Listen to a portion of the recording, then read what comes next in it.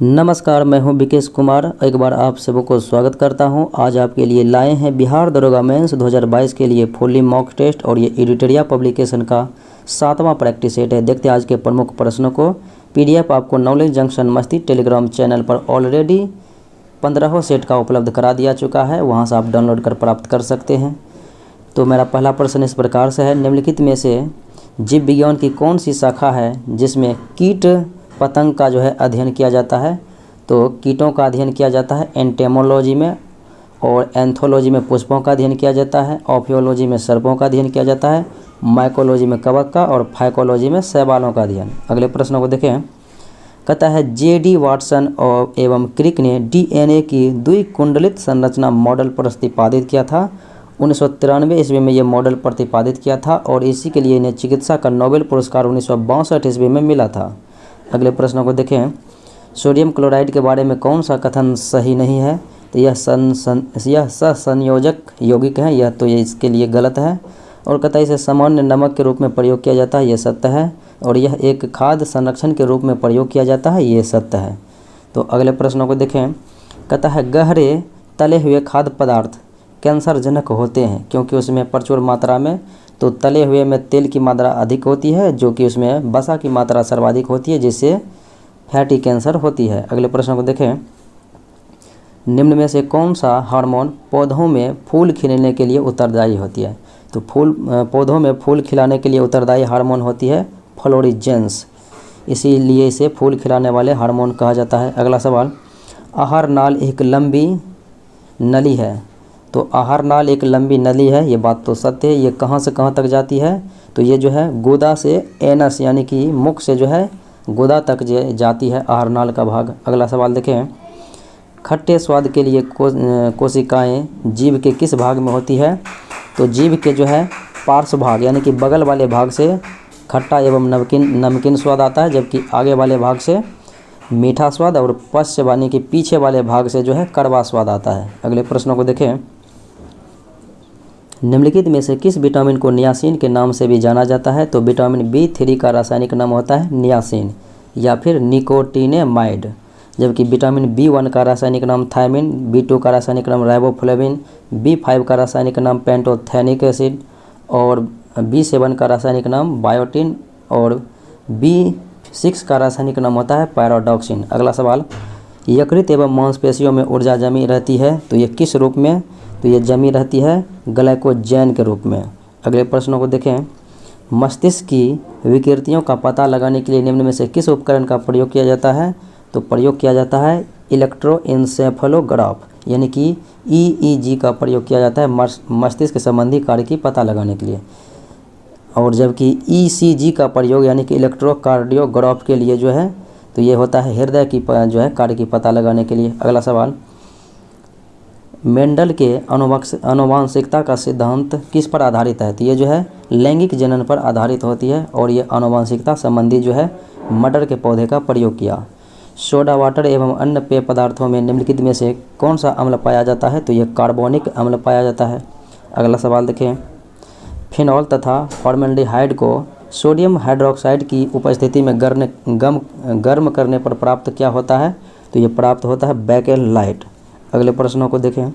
Solder में किसका मिश्रण होता है? सोल्डर यानी कि टाँका, तो ये होता है टीन एवं सीसा का, तो टीन 63% और सीसा 37% होता है। अगले प्रश्नों को देखें। निम्न लौह तत्वों में आयरन की मात्रा के संदर्भ में कौन सा क्रम सही है? तो सर्वाधिक आयरन की मात्रा मैग्नेटाइट में, उसके बाद हेमेटाइट में, फिर उसके बाद लिमोनाइट में, और उसके बाद सेडेराइट में, इसलिए बी विकल्प सही होगा। अगला सवाल देखें। निम्न में से कौन एक सदिश राशि है? तो ये बल, वेग, विस्थापन, ये सब संवेग, आवेग, ये सब सदिश राशियाँ हैं। अगला सवाल देखें। कपड़े साफ करने में प्रयोग होने वाले डिटर्जेंट, तो ये होते हैं सल्फोनेट। अगले प्रश्नों को देखें।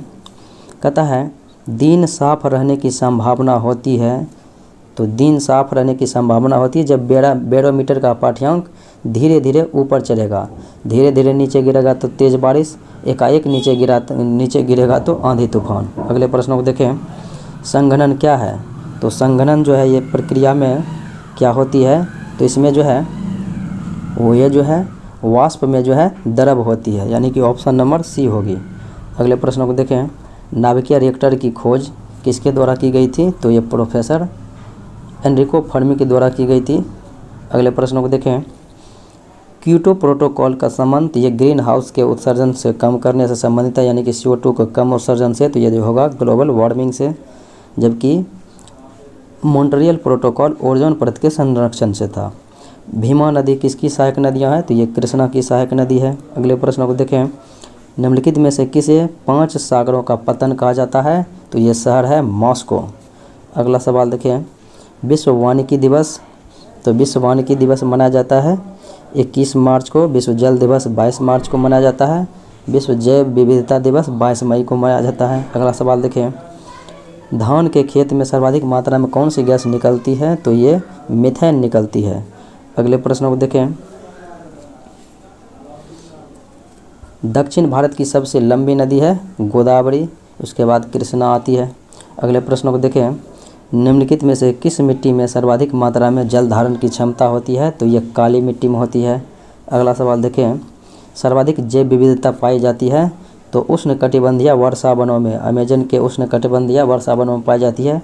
और भारत में 2 जैव विविधता स्थल है हॉट स्पॉट, तो वो है एक पूर्वी हिमालय और एक है पश्चिमी घाट। अगला सवाल, भारत के जननांकिकीय इतिहास में किस वर्ष को जो है महान विभाजन वर्ष कहा जाता है? तो 1921 के जनगणना में भारत की जो है जनसंख्या ऋणात्मक रही थी 0.31%, यानी कि माइनस में गई थी, इसीलिए इसे महाविभाजन वर्ष कहा जाता है। अगला सवाल, निम्नलिखित में से कौन सा बंदरगाह भारत के पूर्वी तट पर है? तो ये है एन्नोर बंदरगाह, जो कि तमिलनाडु में है। तो ये जो है पूर्वी तट पर है, जबकि न्यू मंगलोर, दीनदयाल और कोची ये सब जो है पश्चिमी तट के बंदरगाह हैं। अगला सवाल, निम्नलिखित में से कौन सा दर्रा हिमाचल प्रदेश में नहीं है? सिपकिला, बारालाचा, रोहतांग ये सब हिमाचल प्रदेश में, जबकि लिपुलेख दर्रा उत्तराखंड में है। अगले प्रश्नों को देखें, निम्न में से कौन आग्नेय चट्टान नहीं है? तो आग्नेय चट्टान दिए गए ऑप्शन में जो ये नहीं है, लिग्नाइट कोयला जो है आग्नेय चट्टान नहीं है। अगला सवाल, कोचिकल जलप्रपात जो है ये बराही नदी पर है कर्नाटक में, जो कि 455 मीटर ऊंचा है। अगले सवाल को देखें, निम्नलिखित में से कौन सा द्वीप हिंद महासागर में नहीं है? तो ये जावा, सुमात्रा और श्रीलंका ये सब द्वीप जो है हिंद महासागर में है, जबकि बोर्नियो द्वीप जो है प्रशांत महासागर में है। तो इसलिए आपका जो है आंसर हो जाएगा ए। अगले प्रश्नों को देखें, आधुनिक ढंग से सूती वस्त्र की प्रथम मिल स्थापित की गई थी फोर्थ ग्लॉस्टर कोलकाता में 1818 ईस्वी में, और 1854 में जो है ये जो है असफल रहा, लेकिन सफलता रूप से जो 1854 में खोला गया था मुंबई में। अगले प्रश्नों को देखें, निम्नलिखित में से किसके शासनकाल में बुद्ध की शिक्षाओं को सुत्त पिटक एवं विनय पिटक में विभाजित किया गया? तो ये अजातशत्रु के शासनकाल में हुआ था, यानी कि प्रथम जैन बौद्ध धर्म के सम्मेलन में। अगले प्रश्नों को देखें, मौर्य काल में राज्य की आय का प्रमुख स्रोत जो था वो था भूमि कर। अगला सवाल देखें, निम्नलिखित में से किस शासक ने त्रिपक्षीय संघर्ष की शुरुआत की थी? तो कन्नौज के लिए त्रिपक्षीय संघर्ष हुआ था PPR, यानी कि 3 जो है राजवंशों के लिए में संघर्ष हो रहा था कन्नौज के लिए, प्रतिहार, पाल और राष्ट्रकूट। तो सबसे पहले शुरुआत जो है प्रतिहार नरेश वत्सराज ने किया था। अगला सवाल देखें, मोहम्मद बिन तुगलक ने अमीर ए कोही नामक नवीन विभाग की स्थापना किया था। तो ये अमीर ए कोही ये था कृषि विभाग के लिए। अगले प्रश्न को देखें, तेलुगु साहित्य के प्रसिद्ध ग्रंथ विश्ववित्तीय या फिर इसी को कहा जाता है आमुक्त माल्याद, तो इसकी रचना कृष्णदेव राय के द्वारा किया गया। अगला सवाल देखें, मुगल सेना ने मेवाड़ की राजधानी चित्तौड़ पर विजय प्राप्त किया था। तो ये 1568 ईस्वी में ही प्राप्त किया था। अगला सवाल देखें, शिवाजी के आध्यात्मिक गुरु थे सिखों के जो चौथे गुरु थे गुरु रामदास, और शिवाजी के राजनीतिक गुरु थे उनके अपने दादाजी कौनदेव।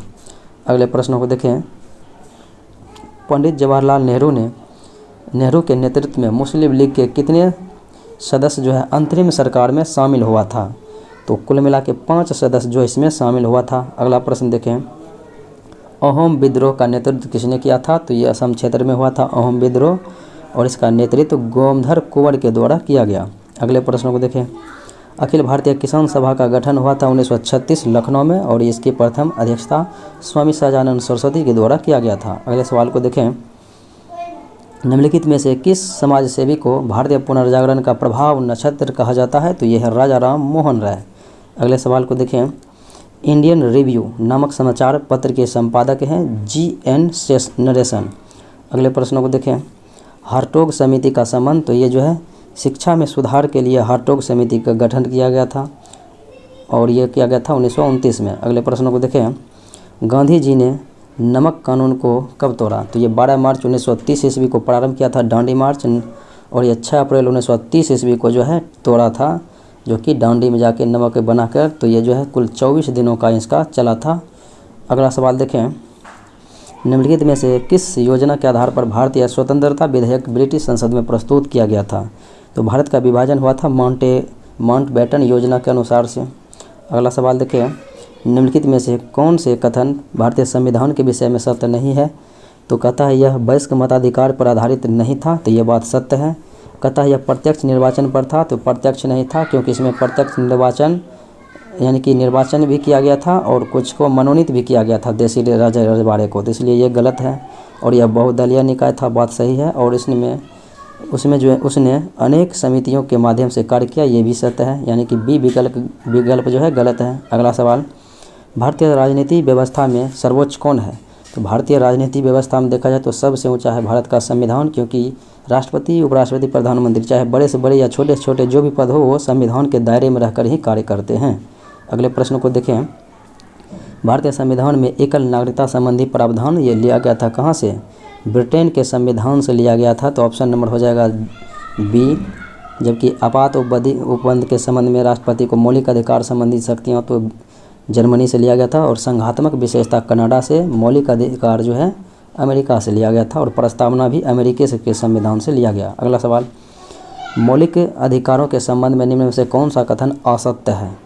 तो कहता है ये भाग 3 में वर्णित है मौलिक अधिकार, ये बात सत्य है। और प्रेस की स्वतंत्रता 19 के 1 में है, ये भी सत्य है। और 1 के ख में 6 से 14 वर्ष के लिए कौम होगा, ना कि खौम होगा, ये कौम होगा। 6 से 14 वर्ष के लिए बच्चों को जो है निःशुल्क एवं अनिवार्य शिक्षा, जो कि 86वां संविधान संशोधन 2002 ईस्वी में जोड़ा गया था, इसलिए ये विकल्प गलत है। और अम्बेडकर ने अनुच्छेद 32 को जो है संवैधानिक उपचारों का अधिकार कहा था, ये अनुच्छेद 32 को जो है संविधान की आत्मा कहा था, यह बात भी सत्य है। अगले प्रश्न को देखें, निम्नलिखित में से किस विषय के संबंध में नीति निर्देशक तत्वों एवं मौलिक अधिकार दोनों समान है? तो पर्यावरण की रक्षा करना ये जो है नीति निर्देशक सिद्धांत अर्थात अनुच्छेद 48 के क में भी है और ये जो है मौलिक कर्तव्य में भी है, जो कि 51 के क में दिया गया है मौलिक कर्तव्य और भाग 4 के क में वर्णित है। जैसे 42वां संविधान संशोधन 1976 ईस्वी में सरदार स्वर्ण सिंह समिति की अनुशंसा पर जोड़ा गया था। अगला सवाल, भारत के राष्ट्रपति के द्वारा अनुच्छेद 1, 2, 3 अर्थात ये अध्यादेश जारी करने की शक्ति दिया गया है और ये जो है 6 महीने का होता है कुल समय, लेकिन सत्र प्रारंभ होने के बाद यह 6 सप्ताह ही जो है समय तक प्रभावित यानी कि प्रभावी रहता है। अगले सवाल को देखें, अंतर्राज्यीय परिषदों का निर्माण, तो यह है संवैधानिक विधि से हुआ था क्योंकि इसका जिक्र जो है अनुच्छेद 263 में किया गया है। अगले प्रश्न को देखें, भारत के नियंत्रक एवं महालेखा परीक्षक की नियुक्ति तो ये करते हैं कौन? भारत के राष्ट्रपति करते हैं। अगले सवाल को देखें, बोहरा समिति किसके अध्ययन के लिए बनाई गई थी?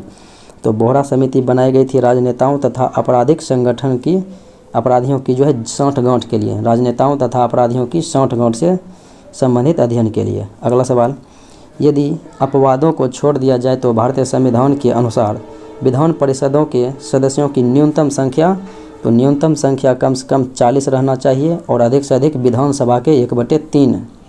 ये राज्य के ऊपर निर्भर करता है 1/3 यानी कि किस राज्य में कितना विधानसभा है। अगला सवाल, राष्ट्रीय भारत परिवर्तन संस्थान यानी कि नीति आयोग जो है गठित हुआ था 1 जनवरी 2015 को और इसके अध्यक्ष प्रधानमंत्री होते हैं। अगले प्रश्न को देखें, राज्य लोक सेवा आयोग के अध्यक्ष एवं सदस्यों की का कार्यकाल, उनके कार्यकाल के बीच कौन हटा सकता है? यानी कि राज्य लोक सेवा आयोग के अध्यक्ष एवं सदस्य को जो है हटा सकता है कौन? तो इनके नियुक्ति के बारे में जो है राज्य लोक सेवा आयोग और संघ लोक सेवा आयोग 315 के अनुसार इसकी नियुक्ति की जाती है।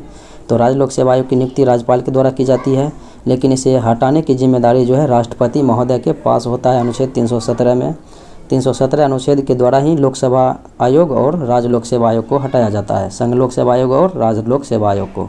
अगले सवाल को देखें, कहता है प्रत्यक्ष बंदीकरण अधिनियम के अंतर्गत जो है एक व्यक्ति बिना मुकदमा चलाए बंदी बनाया जा सकता है कितने दिनों तक?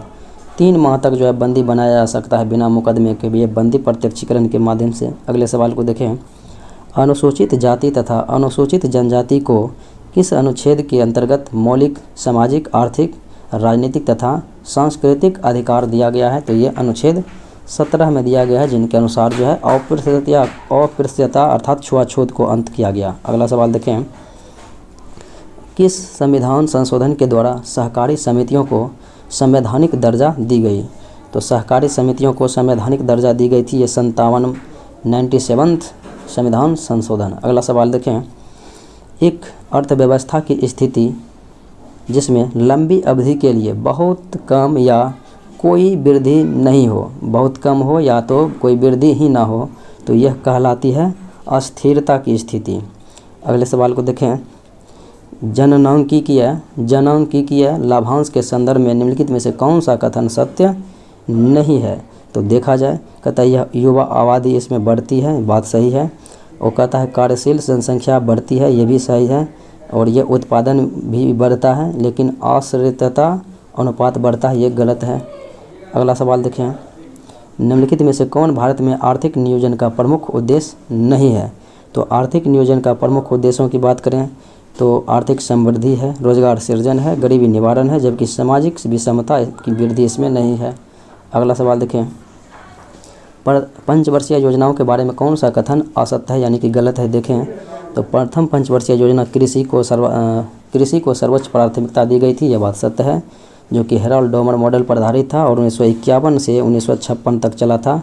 और पंचम पंचवर्षीय योजना में जो भारत में ग्रामीण बैंकों की स्थापना हुई थी, और ग्रामीण बैंकों का स्थापना 1975 ईस्वी में हुई थी, जो कि 1974 से 78 तक जो है चला था 5वीं पंचवर्षीय योजना।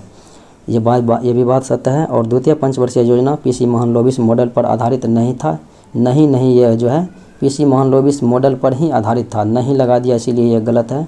और इसमें भारी उद्योग पर जो है बल दिया गया था, जो कि 1956 से 61 तक चला था। और द्वितीय पंचवर्षीय योजना में भारी उद्योग एवं खनिजों को उच्च प्राथमिकता दी गई थी, यह बात सत्य है। अगले सवाल को देखें, 2011 की जनगणना के अनुसार जो है 2011 की जनगणना की रिपोर्ट के अनुसार भारत में अनुसूचित जाति में सर्वाधिक प्रतिशत वाला राज्य, तो सर्वाधिक अनुसूचित जाति यानी एससी जो है उत्तर प्रदेश में है, लेकिन प्रतिशत में सर्वाधिक जो है पंजाब में है। जिस प्रकार से एसटी सर्वाधिक जो है मध्य प्रदेश में, लेकिन प्रतिशत में मिजोरम है। अगले प्रश्नों को देखें, निम्नलिखित में से कौन भारत की महारत्न कंपनियां हैं? तो वर्तमान में जो है भारत की महारत्न कंपनियों को देखा जाए तो 11 हो गए हैं, जो कि IOCL इसके अंतर्गत में हैं। अगले प्रश्नों को देखें, कहता है किसके तहत जो है संसाधनों को कुशल आवंटन प्राप्त होने की संभावना है? तो किसके अनुसार यानी कि ये किस स्थिति में? तो ये हो जाएगा पूर्ण प्रतियोगिता के तहत जो है संसाधनों को कुशल आवंटन प्राप्त होने की संभावना है। अगला सवाल देखें, भारत में मुद्रास्फीति को किस आधार पर मापा जाता है? तो ये मापा जाता है वर्तमान समय में देखा जाए तो उपभोक्ता मूल्य सूचकांक पर, लेकिन पहले थोक मूल्य सूचकांक पर मापा जाता था। अगला सवाल देखें, जब कृषि कार्य में आवश्यकता से अधिक श्रमिक कार्य करते हैं तो इस स्थिति में किस प्रकार की बेरोजगारी देखने को मिलती है? तो ये प्रच्छन्न बेरोजगारी देखने को मिलती है। अगले प्रश्न को देखें, भारत सरकार ने यूक्रेन में फंसे नागरिकों को वापस लाने के लिए ऑपरेशन गंगा चलाया गया था। वर्ष 2022 में कितने व्यक्तियों को पद्म विभूषण सम्मान से सम्मानित किया गया? तो पद्म विभूषण दिया गया था 4 व्यक्तियों को, और बात करें तो 17 व्यक्तियों को यानी कि 107 व्यक्तियों को जो है पद्म श्री अवार्ड दिया गया था, और 17 व्यक्तियों को पद्म भूषण दिया गया था। पद्म भूषण 17 व्यक्ति, पद्म विभूषण 4 व्यक्ति, और पद्म श्री अवार्ड में यानी कि तो ये 107 व्यक्ति को दिया गया था पद्म पुरस्कार। अगले प्रश्नों को देखें, कॉर्पेट नौसेना अभ्यास ये 2021 में भारत इंडोनेशिया के बीच आयोजित हुआ था, जो कि हिंद महासागर में हुआ था। अगले सवाल को देखें। रेल मंत्रालय द्वारा केवड़िया रेलवे स्टेशन का नाम बदल दिया गया है और इसका नाम एकता नगर रखा गया है। अगले सवाल को देखें। राष्ट्रीय युवा दिवस 2022 जो कि 12 जनवरी को मनाया जाता है और इसका थीम रखा गया था it's all in the mind. It's all in the mind. अगले प्रश्नों को देखें। हाल ही में स्वर कोकिला लता मंगेशकर का निधन हो गया, तो उनके बारे में कहा गया है कि पद्म भूषण, पद्म विभूषण और भारत रत्न कब दिया गया। तो पद्म भूषण जो है 1969 में, पद्म विभूषण 1999 में और भारत रत्न 2001 में। इस प्रकार से मैचिंग होगा। पद्म भूषण 1969 में और पद्म विभूषण 99 में और भारत रत्न 2001 में। यदि भाग का अर्थ है घाटे और गुना का अर्थ है जोड़ और घाटा का अर्थ है गुना एवं जोड़ का अर्थ होता है भाग, तो इस समीकरण को यहाँ पर देखिए गुना का अर्थ क्या है जोड़, तो यहाँ पर हम जोड़ दे सकते हैं। फिर यहाँ पर देखिए गुना यह जो है और ये घाटा का अर्थ जो है गुना है, तो घाटा का अर्थ यहाँ पर हम गुना दे सकते हैं। फिर जोड़ का अर्थ भाग है, तो यहाँ पर हम भाग दे सकते हैं और भाग का अर्थ यहाँ पर घाटा है तो घाटा दे सकते हैं। अब 3 ये जो है 3 में जो है 2 से भाग देंगे तो 1.5 होगा और 7 गुने यानी कि 1.5 करेंगे और भागा करेंगे 6, तो हो जाएगा कितना 8.5 गुना 6 भागा 2 करेंगे तो ये हो जाएगा 17 तिया यानी कि 2 तिया 6 और ये जो हो जाएगा कितना, तो ये हो जाएगा 51 हो जाएगा। तो 51 - 4 है तो कितना हो जाएगा 47। अगले प्रश्नों को देखें। कहता है आशीष अपने घर से प्रस्थान करता है और 2 किलोमीटर पूर्व की ओर जाता है। फिर कहता है उसके बाद दाएं मुड़ता है, यहाँ पर आया, फिर 2 किलोमीटर चलता है, फिर कहता है दोबारा दाएं मुड़ता है इधर, फिर कहता है 2 किलोमीटर चलता है। तो अब वह अपने घर से किस दिशा में पहुँच गया है। अब देखिए 2 इधर गया और 2 इधर वापस आ गया, तो ये तो इक्वल हो गया। अब 2 इधर आया यानी कि इधर आया जो कि दक्षिण दिशा में, तो यही हो जाएगा कि वो दक्षिण दिशा में है 2 किलोमीटर। अगला सवाल देखें। कहता है NPR ये जो है यहाँ पर जो है MNOPQRS यहाँ पर होगा T और यहाँ पर होगा U। अब देखिए N 14 है तो 4 लिखा है, T 20 होता है तो यहाँ पर 0 लिखेंगे, U 21 होता है तो 1 लिखेंगे, तो इस प्रकार से C हो जाएगा। अगला सवाल देखें। यदि दर्पण में एक घड़ी में 12:40 हुआ है तो सही समय क्या होगा। तो 24 माइनस जो है 24 घंटे में से घटाएंगे कितना 12:40, 40 घटाएंगे यहाँ पर 0 1 घंटा आएगा तो यहाँ पर 60 आ जाएगा, तो 60 में से 40 जाएगा तो 20 और यहाँ पर बचा है अब 23 में से 12 जाएगा तो 11। अगले सवाल को देखें। ए का अर्थ होता है 25, जी का अर्थ होता है 19, यानी कि ये विपरीत दिशा में जाके एक माइनस हो जाता है, तो इसी प्रकार से R 18 है तो इसके विपरीत होगा 9 में से 1 जाएगा तो 8 यहाँ पर होगा। ए का मान 25 होगा, फिर टी का वैल्यू जो है 7 होता है, 7 - 1 लिखना है क्योंकि घट के लिखते हैं, तो यहाँ पर 25 6 31 8 कितना हो जाएगा 39। अगले प्रश्न को देखें। यहाँ पर देखिए इसमें क्या आ जाएगा 7 दूना 14 1 15, 15 दूना 30 1 31, 31 दूना 62 1 63, 63 दूना 126 1 127 और 127 दूना 254 प्लस 1 तो 255 जो कि ऑप्शन नंबर बी में है। अगला सवाल देखें। कहता है दी गई में लुप्त संख्या ज्ञात करना है। चलिए यहाँ से जो है 2 बढ़ा, फिर यहाँ से जो है 4 बढ़ा, फिर यहाँ से 6 बढ़ा, फिर यहाँ से 8 बढ़ा, फिर यहाँ से 10 बढ़ेगा, तो x होता है 24, 24 10 यहाँ पर 34वां हो जाएगा, तो 26 6 32 यानी कि 8वां अक्षर यहाँ पर हो जाएगा जो कि h होगा, तो ऑप्शन नंबर बी। अगले प्रश्न को देखें। कहता है इस आकृति में कौन सा पूर्ण करेगा। अब देखिए यहाँ पर ये जो है नीचे ये बना हुआ है इधर त्रिभुज के जैसा है, तो ऐसा इसी में है यानी कि तीसरे विकल्प में जो कि ऑप्शन नंबर सी में है। इस प्रकार से यानी कि ये चारों कोना में इस प्रकार से बन जाएगा। अगले प्रश्न को देखें। कहता है दी गई आकृति में त्रिभुजों की संख्या कितनी है, तो त्रिभुजों की कुल संख्या 14 हो जाएगा। अगले प्रश्न को देखें। अब कहता है इसमें कौन सा पैटर्न इसको पूरा करेगा। अब देखिए यहाँ पर ये है और यहाँ पर ये इस प्रकार से होगा जो कि सी में है, और यहाँ पर देखिए इसमें थोड़ा सा यहाँ पर है, यहाँ पर है, यहाँ पर है, यहाँ पर बिंदा, तो इसमें भी है यहाँ पर और यहाँ पर, और बाकी में तो ऐसा कुछ में है नहीं। अगले प्रश्न को देखें। कहता है किसी निश्चित राशि पर ये जो है किसी राशि पर जो है चक्रवृद्धि ब्याज 2 वर्ष में 15% के दर से इतना है। ये जो है मिश्र धन है, तो मूलधन क्या होगा, अब ये 2 वर्ष में है तो 115/100 गुना 115/100 बराबर कितना दिया हुआ है 5290। इनको हल करने के बाद आपका 4000 आंसर आ जाएगा, जो कि ऑप्शन नंबर बी में है। अगले प्रश्न को देखें। कहता है 48 लोग किसी काम को 17 दिन में कर देते हैं और ये जो है 6 दिन के बाद 4 व्यक्ति कामगार छोड़कर चल जाते हैं। तो 48 गुना 17 करेंगे तो कुल मिला के काम मेरा आ जाएगा 816। अब जो है 6 व्यक्ति करता है तो 48 गुना 6 करेंगे तो 288, इतना कम हो गया। अब इसको माइनस करते हैं तो यहाँ पर कितना आ जाएगा, तो यहाँ पर आ जाएगा ये 16 में से 8 गया तो 8 आ गया। अब यहाँ पर बचा है 10 में से 2, अब यहाँ पर बचा है कितना 7 में से 2 गया तो 528। अब 528 बचा है, इसमें 44 से भाग देंगे क्योंकि 4 को चला जाता है तो आपका आ जाएगा 12 दिन, 12 बार में कट जाएगा। अगला सवाल कहता है एक आयत की लंबाई 36 है और चौड़ाई 16 है। ये जो इस प्रकार से है, ये कहता है ये इसका क्षेत्रफल और वर्ग के क्षेत्रफल बराबर है। तो वर्ग का क्षेत्रफल होता है भुजा स्क्वायर, तो 36 गुना 24 करेंगे तो ये हो जाएगा आयत का क्षेत्रफल। तो 36 गुना ये 16 करेंगे तो वर्ग का क्षेत्रफल भुजा स्क्वायर, तो एक वर्ग का जो पूछ रहा है माप, तो यहाँ पर जो है 6 निकलेगा एक बाहर और एक 4 निकलेगा बाहर, तो 6 चौके 24 हो जाएगा एक भुजा। अगला सवाल देखें। कहता है कोई नाव 30 किलोमीटर की दूरी विपरीत दिशा में 3 घंटे में जाता है और धारा की दिशा में जो है 1 घंटे में जाता है। इसका मतलब है कि धारा जो है 10 किलोमीटर प्रति घंटा है और व्यक्ति की चाल जो है 20 किलोमीटर प्रति घंटा है। तो इसलिए जो है यानी कि 10 धारा घटा लेता है विपरीत में, तो 30 यानी कि 10 या 30 यानी कि 3 घंटा जो ये इसमें 3 घंटा लग जाता है और 10 20 30 जुड़ जाता है तो 30 से कम 30 हो जाता है। तो 60 किलोमीटर की दूरी तय करने में ये शांत जल में कितना होगा, शांत जल में 20 किलोमीटर प्रति घंटा है तो 20 से भाग देंगे तो 20 या 60 यानी कि 3 घंटा लगेगा।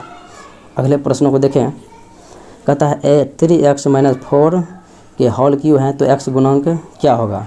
इसका जो है होल क्यू करने के बाद जो है आपका आंसर आ जाएगा, जो ऑप्शन नंबर सी में होगा 144। अगले प्रश्नों को देखें। एक संख्या का आधा दूसरी संख्या का जो है 65% है। x मानते हैं x का आधा यानी कि 50/100 बराबर y का जो है कितना है 65/100 है। अब 100 कट गया, ये 13 यानी कि 10 × 5 = 50 हो गया और 13 × 5 = 65। x का मान 13 आ गया, यानी पहली संख्या 13 है और दूसरी संख्या 10 है, तो ऑप्शन नंबर हो जाएगा डी। अगले प्रश्नों को देखें। कहता है 45 लीटर मिश्रण में शराब और पानी का अनुपात 5:4 में है। अब 5:4 में 9 से भाग दीजिए तो 9 × 5 यानी 5 बार में कटा है तो 25 हो गया शराब और पानी हो गया 20। अब कहता है कितना इसमें पानी मिलाया जाए कि अनुपात 5:6 में हो जाए। 10 लीटर मिलाएंगे तो ये 25 ही रहेगा और ये हो जाएगा 30, तो 5 × 25 = 5 × 6 = 30 यानी कि 10 लीटर मैंने पानी मिलाया। अगले प्रश्न को देखें।